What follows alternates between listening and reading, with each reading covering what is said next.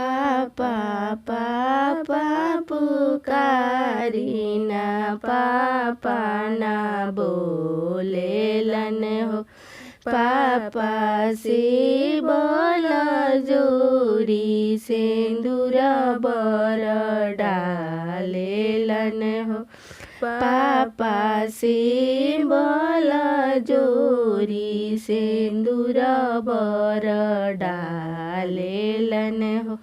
Mummy mummy पुकारिना mummy ना बोलेली हो। मम्मी से हाथ जोड़ी सिंदूर बर डालेलन हो।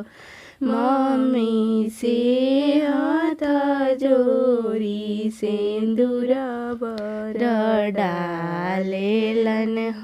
चाचा चाचा पुकारिना चाचा ना बोलेलन हो।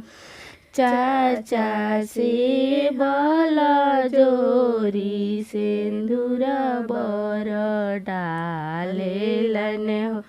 चाचा से बोल जोरी सिंदूर बर डालेलन हो। चाची चाची पुकारिना चाची ना बोलेली हो। चाची से हाथ जोड़ी सिंदूर बर डालेलन हो। चाची से हाथ जोड़ी सिंदूर बर डालेलन हो। भैया भैया पुकारिना भैया ना बोलेलन हो।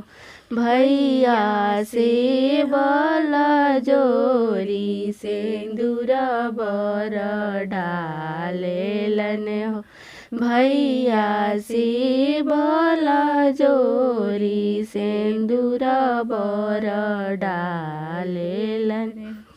भाभी भाभी पुकारिना भाभी ना बोलेली हो। भाभी से हाथ जोड़ी सिंदूर बर डालेलन हो। भाभी से हाथ जोड़ी सिंदूर बर डालेलन।